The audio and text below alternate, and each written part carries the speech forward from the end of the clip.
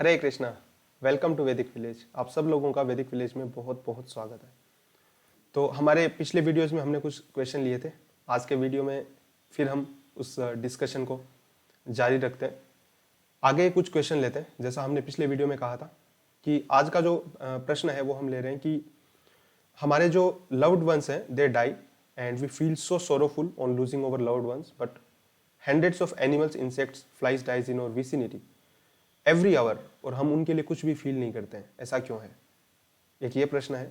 और दूसरा है कि सिर्फ हम ह्यूमन बींग्स की इमेंसिपेशन के बारे में क्यों बात करते हैं, दूसरे एनिमल्स क्यों बात नहीं करते हैं बिल्कुल भी।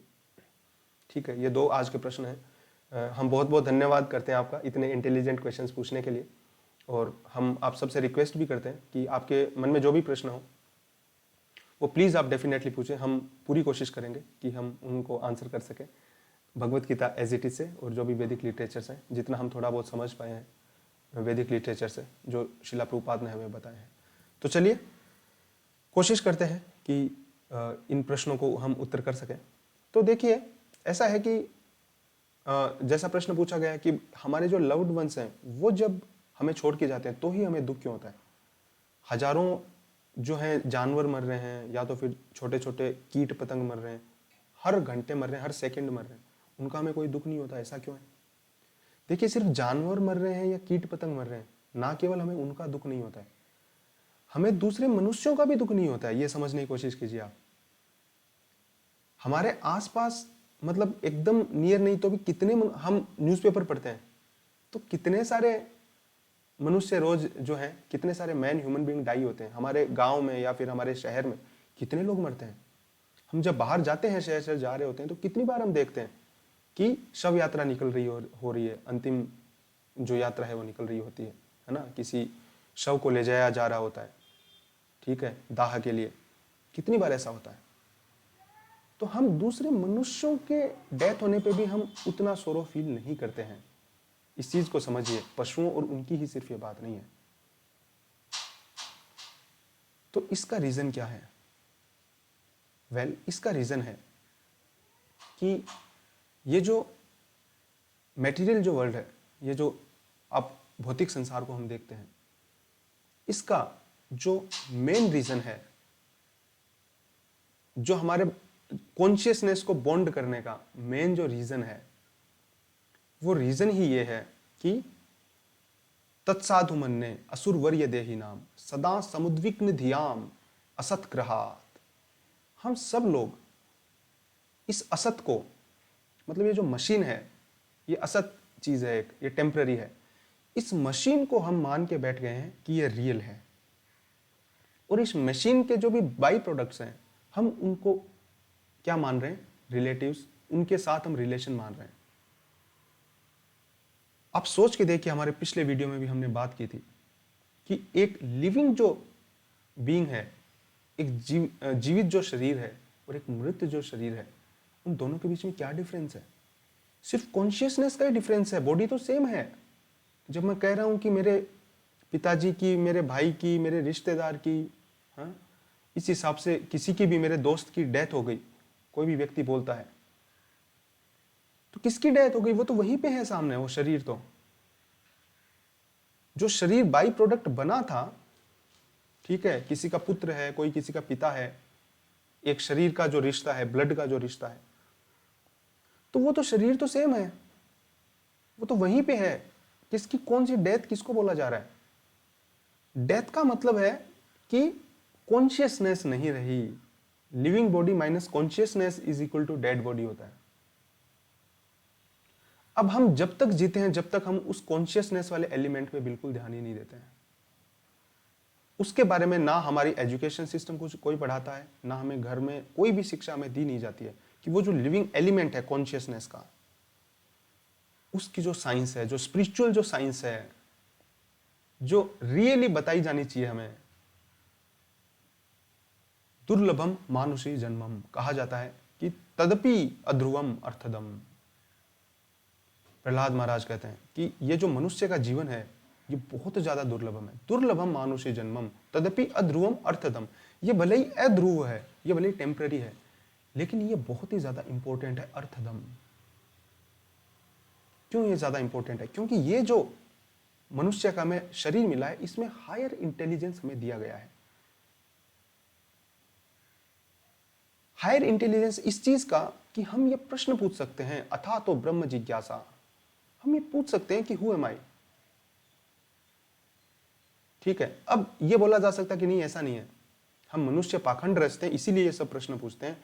क्योंकि जानवर नेचर का इतना सम्मान करते हैं, इसलिए वो ऐसा प्रश्न पूछते नहीं, क्योंकि इस प्रश्न को पूछने की जरूरत ही नहीं है।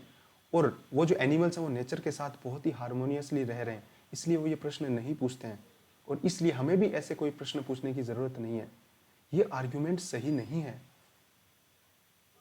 दुर्भाग्यवश हमारी जो आजकल की जो एजुकेशन सिस्टम में हमें पढ़ाया जाता है, जो थिंकर्स हमें बताए जाते हैं, जो सो कॉल इंटेलेक्चुअल्स हैं, स्कॉलर्स हैं, जिनका हम पे इन्फ्लुएंस रहता है, जो हमें पढ़ाते हैं, जिनका थ्योरीज को हम पढ़ते हैं, वो सब इसी तरीके से मैक्सिमम उनके जो कॉन्सेप्ट्स हैं, डॉक्ट्रिन्स हैं, थ्योरीज हैं, भले ही आप पोस्ट मॉडर्निज्म पढ़ते हैं, है ना, भले ही आप नीत्शे को पढ़ते हैं, गॉड इज डेड, आप कितने सारे स्कॉलर्स को पढ़ते हैं, फूको को पढ़ते हैं, साइकोलॉजी के अंदर, सोशियोलॉजी के अंदर आप इतने कॉन्सेप्ट को पढ़ते हैं, सारे जो थिंकर हैं, और स्पेशली वेस्टर्न जो थिंकर्स हैं, स्पेशली इट इज फोकस्ड, है ना, God is dead, there is no God, enjoy, these concepts are so prevalent in our society, our students, because it is being imposed.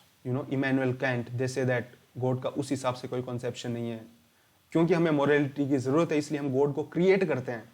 ठीक है, animals और ये लोग कितने अच्छे हैं, कोई पाखंड नहीं करते, कोई भगवान की जरूरत नहीं है, कितना आराम से रह रहे हैं, देखो ये कोई प्रश्न नहीं पूछते हमारी तरह, ये इमेंसिपेशन का कोई झंझट ही नहीं है, मस्त है ये आराम से। हम लोग ऐसे क्रिएट कर रहे हैं बिना मतलब, और हमने इसीलिए भगवान को बना दिया हमारी खुरापात की वजह से, दिमाग से। We created God, God didn't create man, man created God. इस हिसाब के जो कॉन्सेप्ट्स हैं वो हमें बताए जाते हैं, काफ़ी दुर्भाग्यपूर्ण है। देखिए ये सब एकदम गलत बातें हैं। क्यों गलत बातें हैं? क्योंकि एनिमल जो है या फिर प्लांट्स हैं, ऐसा नहीं है कि वो इमेंसिपेशन की बातें क्यों नहीं कर रहे हैं, क्योंकि वो करना नहीं चाह रहे हैं, ऐसा नहीं है बिल्कुल भी। वो इसलिए नहीं कर रहे हैं क्योंकि उनकी कॉन्शियसनेस इतनी डेवलप्ड ही नहीं है। आप बाकी चीजों के अंदर भी देखिए, एक एनिमल को आप कहां देखेंगे कि वो बैठ के उसको जो भी खाने का भी उसका जो साइकिल है, ईटिंग, स्लीपिंग, मेटिंग, डिफेंडिंग, सारा जो उनका साइकिल है, उसके अंदर उनकी कोई भी ऑलमोस्ट फ्री विल नहीं है। उनकी फ्री विल बहुत ही ज्यादा लिमिटेड है जो नेचर ने दिया है। वो एक साइकिल की तरह चलते रहते हैं, एक मशीन की तरह चलते रहते हैं, एक लिविंग मशीन है वो बस। और थोड़ा सा उनके अंदर लाइफ के जो सिम्टम्स हैं, कुछ थोड़े इमोशंस, बहुत थोड़ा सा कॉन्शियसनेस, इवोल्यूशन जैसे चलती रहती है, इवोल्व होते रहते हैं। तो डिफरेंट एनिमल्स के अंदर फिर कुछ कॉन्शियसनेस, प्लांट्स के अंदर सिर्फ लिविंग सिम्टम्स दिखाई देते हैं। जब उनको काटते हैं तो जो सर जगदीश चंद्र बोस थे उन्होंने प्रूव किया था कि प्लांट्स के अंदर लाइफ है, लेकिन उसका जो एक्सप्रेशन है वो बहुत ही लिमिटेड है। They do not talk about emancipation because they can not talk about emancipation. Animals do not have that developed brain, that facility is not given to them. That is the main reason they are not talking about God, and that facility has been given to us. We can ask the question, who am I? What is the difference between matter and soul? What is the difference between a dead body and living body? That facility is provided to us as human beings. That is the special gift of nature. Nature has given us that gift. So that is the main reason. वो इसलिए नहीं पूछ रहे हैं और हम इसलिए पूछ रहे हैं। ठीक है, इसका और कोई रीजन नहीं है कि हम भी उनकी तरह से अगर नहीं पूछे तो क्या सॉर्ट आउट हो सकता है? क्या एनिमल की लाइफ एक बहुत अच्छी लाइफ होती है? कहा जाता है uncritical life, unexamined life is not worth living. एक एनिमल की लाइफ होती है वो अनक्रिटिकल लाइफ होती है, अनएग्जामिन्ड लाइफ होती है। They do not have that free will. Animal, beast, इनकी तरह लाइफ व्यतीत करना कोई अच्छी लाइफ नहीं है। कुछ एक गलत तरीके से कॉन्सेप्ट को इम्प्लांट किया जा सकता है, एक थिएट्रिकल, एक आर्टिफिशियल चीज हमारे माइंड में क्रिएट की जा सकती है कि वो कितने आराम से रह रहे हैं। वो आराम से नहीं रह रहे हैं। एक जानवर की जो जिंदगी होती है वो एक वर्थ लिविंग नहीं होती है, क्योंकि उसमें आप कुछ एग्जामिन नहीं कर पा रहे हैं। आप ये जो प्रश्न पूछ रहे हैं ये इस चीज का सिम्टम है कि आप ह्यूमन बीइंग्स हैं। एक एनिमल नहीं पूछ सकता है इन प्रश्नों को, और ये बहुत जरूरी है कि हम इन प्रश्नों को पूछें। और जब हम इन प्रश्नों को पूछते हैं, हम आगे से आगे बढ़ते जाते हैं। आप इंडियन फिलोसॉफिकल ट्रेडिशंस को भी देखेंगे, वेदास, उपनिषदास, पुराणास, ये सब क्वेश्चन है, उसका जो आंसर है वही तो आगे बढ़ाता है एक इंसान को। और अगर हम हमारे एनालिसिस को बढ़ाते जाएं, हम और ज्यादा देखते जाएं, और ज्यादा रूट कोज, इसका कारण क्या, इसका कारण क्या, इसका कारण क्या, इसका कारण क्या, इसी हिसाब से भी अगर हम इतना भी एनालाइज करें तो भी हम देख सकते हैं, है ना। जस्ट एक बार उस चीज को छोड़ दीजिए भगवान को, जस्ट इतना सा एनालाइज करें, आप नेचर को जस्ट ऑब्जर्व कीजिए। कोई भी देख के बताएगा कि कुछ इंटेलिजेंस है। नेचर जो है, that is very, you can see the intelligence in it, it's functioning, you can see intelligence. Water cycle है कि जो भी महासागर है वहां पे हीट होगी, वहां से बादल बनेंगे, ठीक है, वो बादल आएंगे और कहाँ पे आएंगे, पानी जब गिरा, उसी जो फसलें जो हैं वो ग्रो हो रही है, ठीक है, फसलों से आदमी खा रहे हैं। Everything is working in so harmony in nature.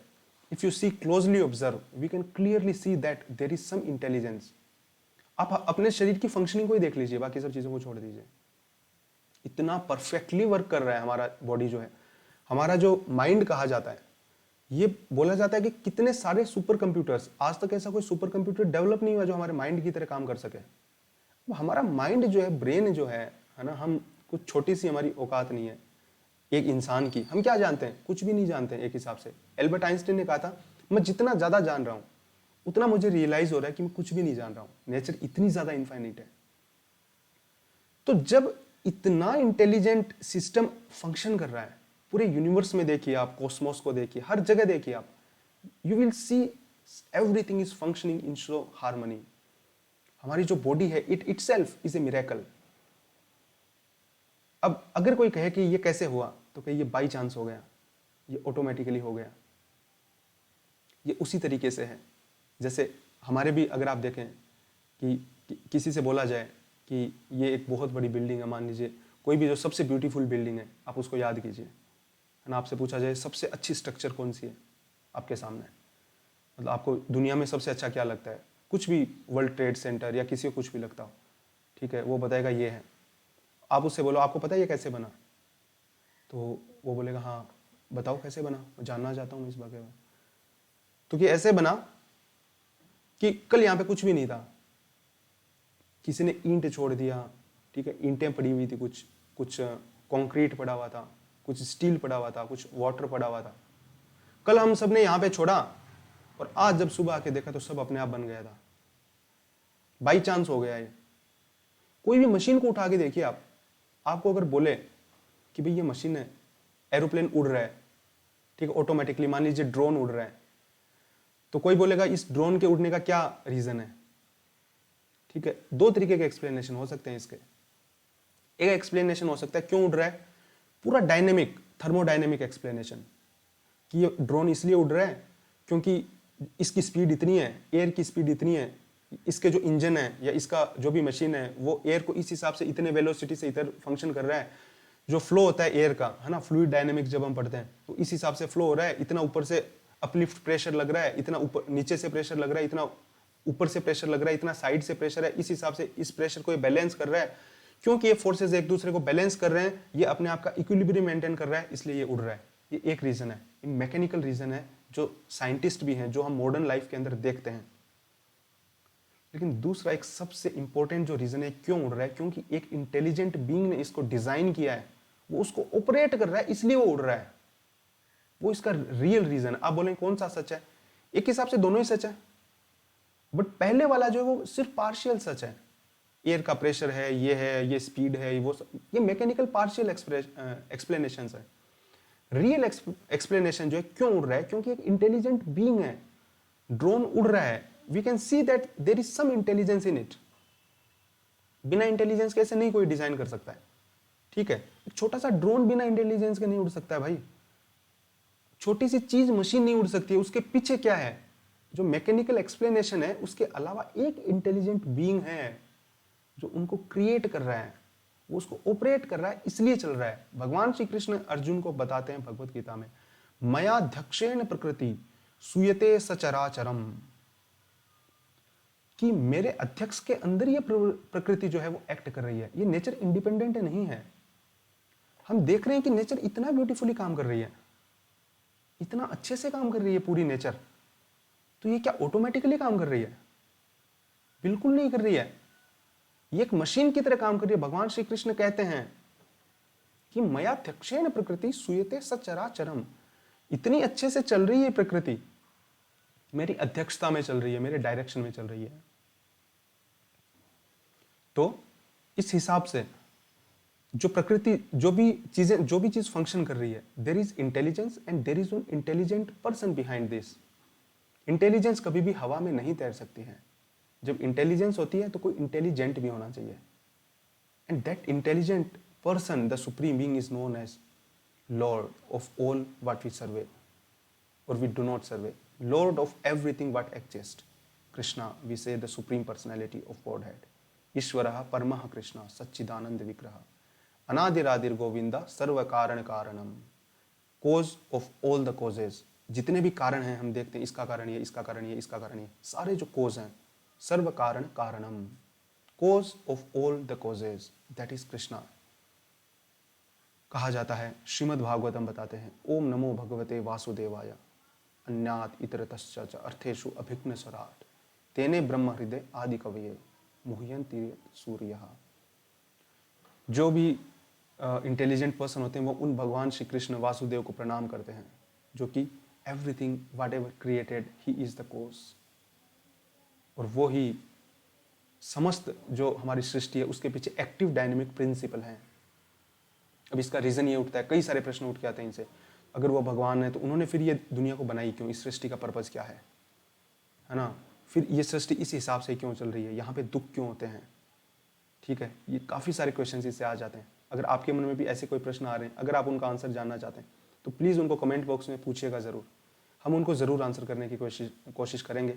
और उसके अलावा भी ये जो प्रश्न है हम हमारे पीछे के वीडियोज़ में भी बता चुके हैं। अगर आपने पहले के वीडियोज़ नहीं देखे हैं वैदिक विलेज के तो प्लीज़ ज़रूर देखिएगा। और आगे भी हम कोशिश करते रहेंगे कि इस हिसाब से जो भी एक फंडामेंटल क्वेश्चंस आते हैं हमारे माइंड में, हम उनको वैदिक विजडम के आधार पे जो हमें प्योर डिवोटीज बताते हैं, श्रीला प्रभुपाद बताते हैं, हम आपको आंसर कर सकें। वी होप कि आपको हमारे आंसर पसंद आए होंगे। फिर भी अगर आपको कोई भी डाउट है आप प्लीज़ ज़रूर पूछिए, हम ज़रूर कोशिश करेंगे और अच्छे से आपको समझा सकें। ये जो समय है इसकी ज़रूरत है कि इस वैदिक विजडम को हम सभी तक लेके जाएँ। प्लीज़ आप भी हमारी इस चीज़ में मदद कीजिए। आप ज़्यादा से ज़्यादा लोगों को ये वीडियो शेयर कीजिए। अगर आपको ये वीडियोस पसंद आते तो हम जो भी वैदिक जो हमारी विजडम है उसकी बुक्स हैं, वीडियो के डिस्क्रिप्शन में उनका लिंक डाल देंगे। आप चाहें तो उनको ऑनलाइन फ्री पढ़ सकते हैं, चाहें तो खुद मंगवा सकते हैं, चाहें तो लोगों को गिफ्ट कर सकते हैं। We sincerely thank you very much for coming to Vedic village.